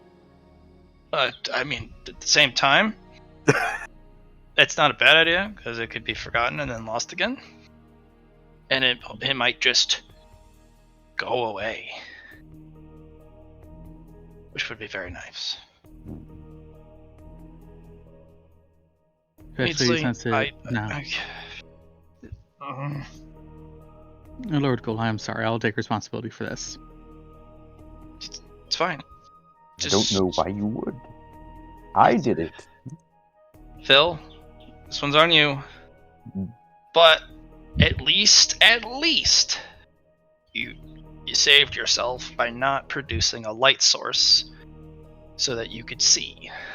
Because if you did that, there would be you couldn't undo what you've done.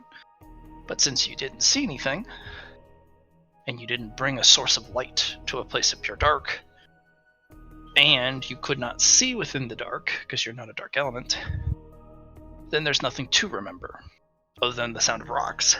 And you get that sound every day. Just seal it up, and we'll forget it's there. And in the next few years, it'll go away. Actually, next couple of decades, it'll go away. Okay. Okay. So, how far down did you dig? Well, About 300 feet.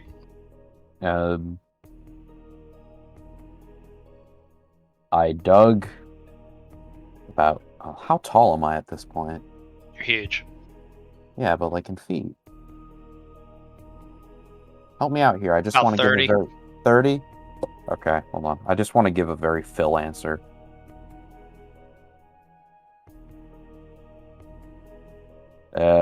About 10 of me. Okay. Straight Ainsley, down. this is a moratorium on specific dig depths.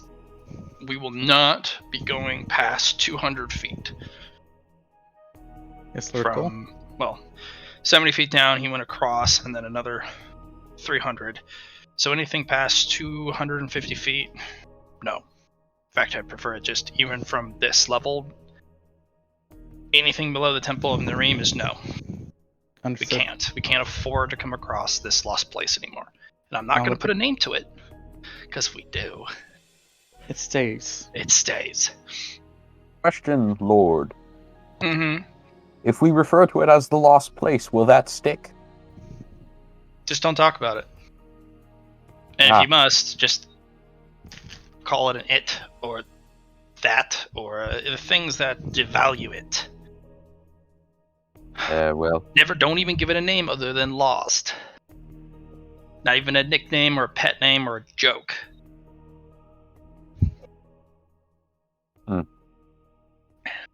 If I were to put the rating difference between one of these places and say something like Cali or Falgor, these places eat places like them. Literally. I wonder, my lord, what would happen if you dug up into a mountain? You know what? No more digging right now. We're gonna need to do some digging, just no digging straight down.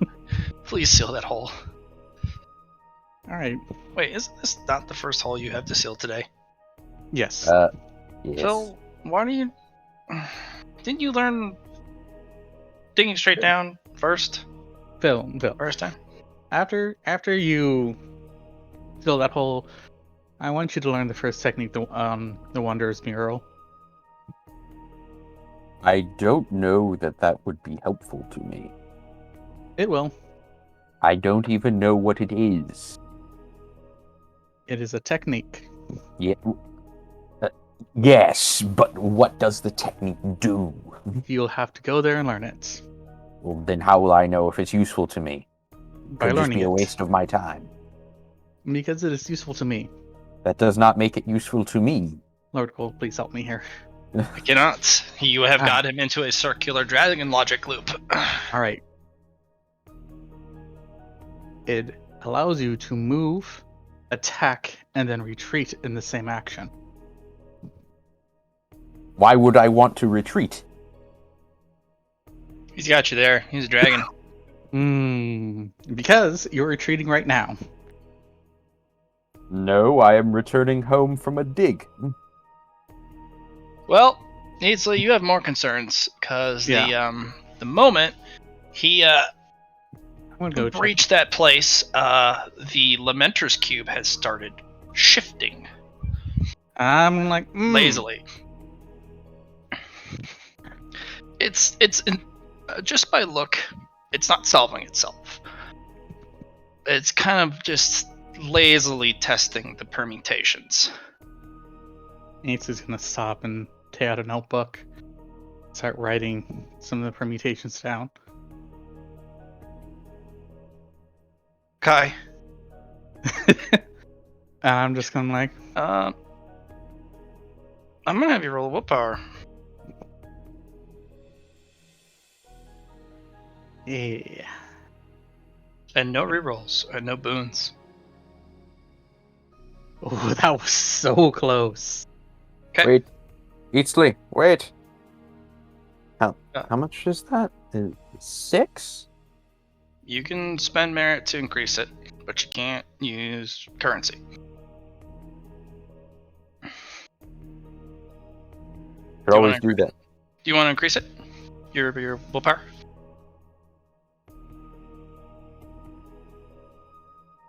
Sorry, I was in the middle of doing something. Yeah, I'll spend 6. Okay. You find yourself you've lost several hours writing down permutations. And when you stop writing, the cube has stopped turning. And it waits.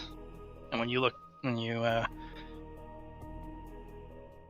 kind of finish up the page and flip to the next, it then chooses another permutation. And then stops and waits.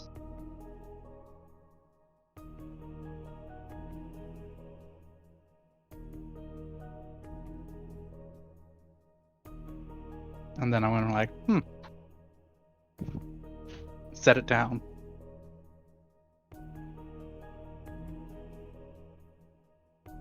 Alright, problem to deal with.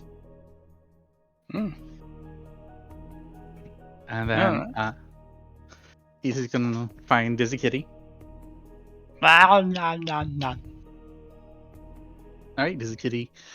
I need you to go to the Khadgar nest and inform Queen that they are not allowed to dig below 250 feet. Okay. Kind of looks at you like. And And then he kind of stumbles forth, and he takes just a bunch of steps, and then he turns around finally. He's like, "I did it! 250 paws." No. You have to go to the Khadgar nest. What is that? That tunnel. I'm There's thirsty. gonna be... Alright, look. You'll get a reward for doing this, And Cat immediately starts to wind in between your legs. So Gives you the cute little like, I'm thirsty. I know. If you do this, you'll get a reward of that really nice alcohol you like. Well, it's scary. Oh, I'll come with you. Okay. Yeah, Because if you go with the cat, yeah. you still go with the cat. Cat will just literally jump up on you with its only moment of actual gracefulness and just kind of like, blah, on your shoulder. Yes. Because Easley's trying to get the quest giver ability. But giving quests.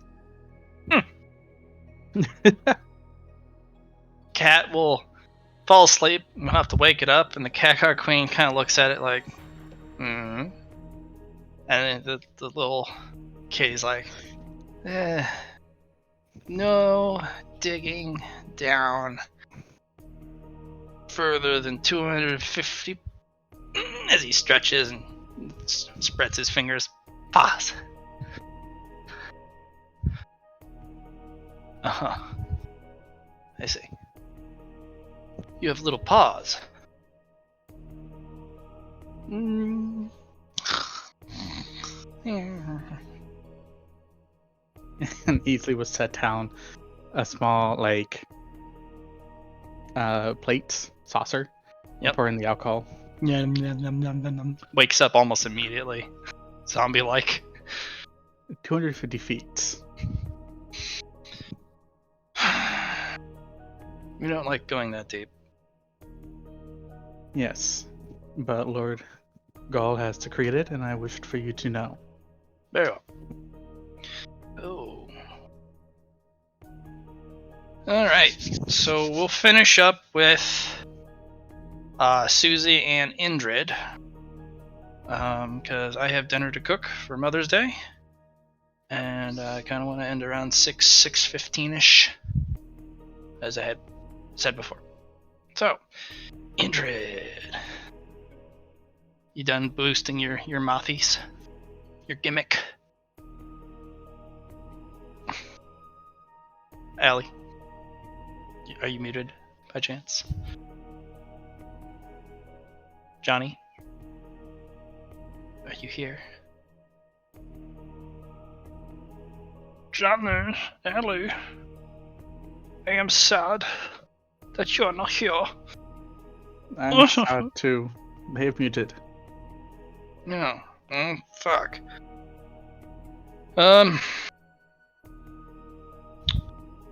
Welp. Alright.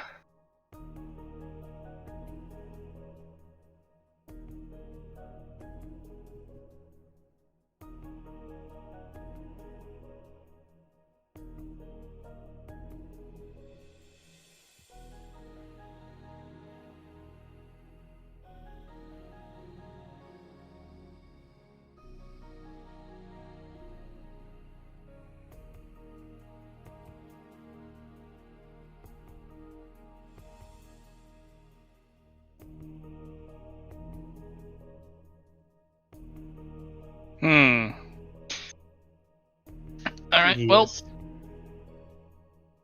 we'll stop it here then. Thank you guys. Normally we of course play longer, but it is a special day for people we love, so I promise to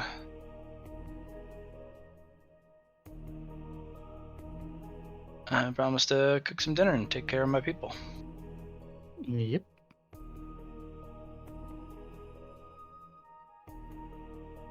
Alright.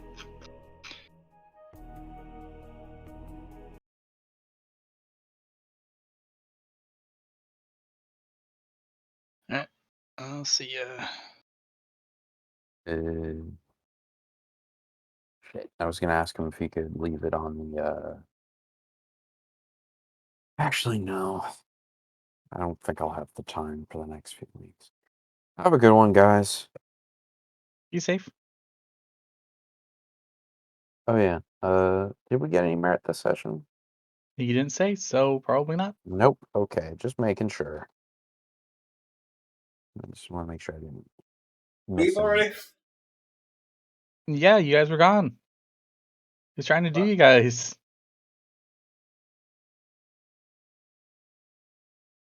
Yeah.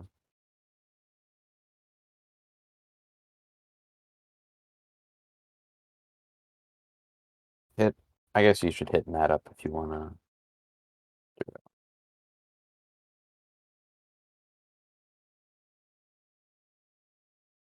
Uh,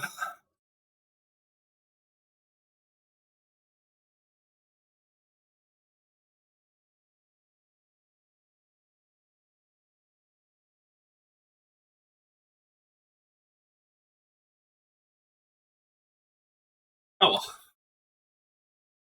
Yeah, you I missed was it. around that one. Wait, missed it how? Because Flat was trying to talk to you guys, Yeah. and you weren't here. Like he was just talking to us, like not understanding that I put in chat that we would be back in a bit. I don't think you saw that. I don't think Yeah. any of us saw that. That's okay.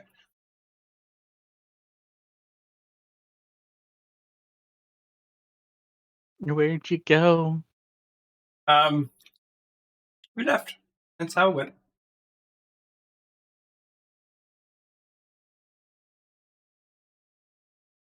What happened to you for the willpower test? I passed. I sent merit. Hmm. Not much. 6 points. Yeah. I imagine he's gonna go cook for his mom, so no big deal. Yeah. I need to. Fucking finding a Belrog's lair. Come on, Phil.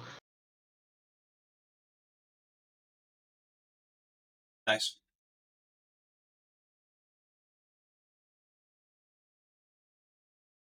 Tried to warn him before he made his choice, but Yeah, right? went down. And you know Minecraft when you dig down directly down and you drop into Mhm. lava?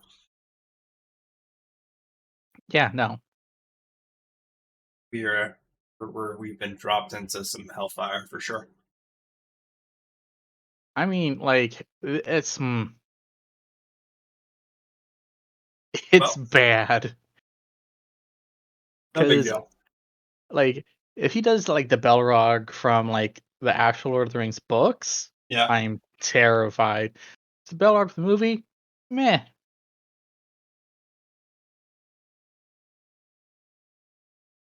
Know what I mean? Yeah.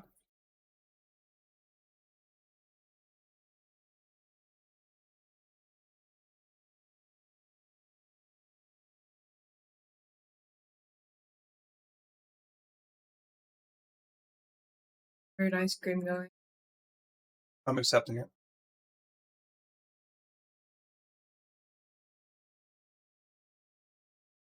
Be a bowl. I'll give you some off the top of mine.